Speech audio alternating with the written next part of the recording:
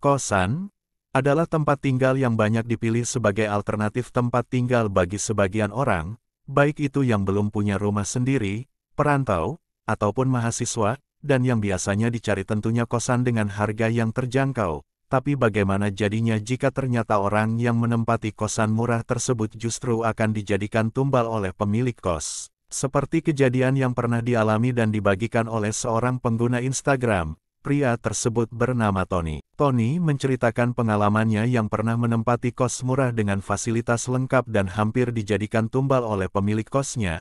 Waktu itu hanya dengan harga 400.000 per bulan Tony sudah mendapatkan fasilitas spring bed, kipas angin, bantal guling, karpet, meja kursi belajar, lemari, air, listrik, dan wifi gratis pula. Saat itu Tony mengaku dia memang telat mencari kos-kosan dan kos-kosan di tempat lain sudah penuh, yang tersisa hanya kosan dengan harga mahal. Meski merasa bahwa fasilitas dan harga kosan tersebut tidak wajar tetapi ia tetap memberanikan diri. Ia bahkan mengaku tidak masalah apabila nantinya ada sedikit gangguan dari makhluk halus. Model rumah yang Tony tempati untuk ngekos itu tampak seperti rumah tua, bahkan beberapa ruangan di dalamnya kelihatan usang. Namun, ia tidak masalah karena bagian lainnya rapi dan bersih. Rumah itu terdiri dari 8 kamar dengan 7 kamarnya sudah terpakai dan tersisa 1 kamar kosong yang digembok dan dirantai. Tony dan anak kos yang lain pernah mengintip ke dalam kamar kosong itu lewat jendela dan kamar tersebut terlihat seperti kamar kosong biasa,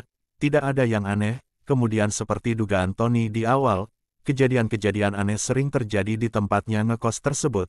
Tony sering mendengar suara, seperti ada yang sedang memasak di dapur.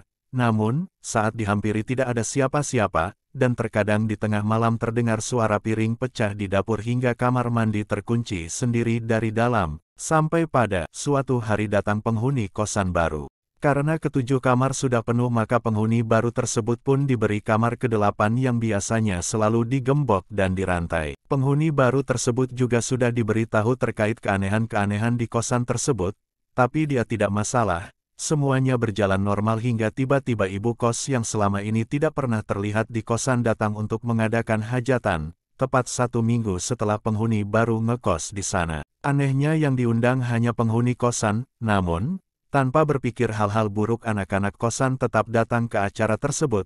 Bahkan mereka juga membungkus makanan yang ada untuk sarapan esok harinya, setelah acara makan-makan tersebut selesai. Malam harinya Tony mengalami mimpi aneh. Dalam mimpi itu ia didatangi oleh sosok yang menyeramkan.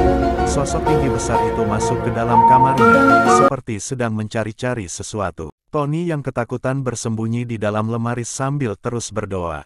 Karena tidak menemukan apa yang dicari, sosok itu marah-marah lalu pergi meninggalkan kamar tersebut. Tony pun akhirnya terbangun saat azan subuh. Keesokan harinya, saat sedang menyiapkan keperluan ke kampus, Tony dan semua anak kosan dibuat kaget. Semua makanan yang mereka bawa pulang ke kosan sudah membusuk dan menghitam seperti makanan yang sudah basi. Semua wajah anak kosan terlihat pucat. Yang lebih mengejutkan lagi, ternyata semua penghuni kos mengalami mimpi yang sama. Namun, berbeda dengan penghuni kamar nomor 8. Penghuni tersebut mengaku dia melihat langsung sosok menyeramkan tersebut. Menurutnya, sosok itu berkata, "Ketemu," sambil menyentuh kening penghuni kamar nomor 8 lalu pergi. Kengerian tidak hanya sampai di situ. Di punggung penghuni kamar nomor 8 juga terlihat bekas cakaran panjang tapi anehnya tidak berdarah.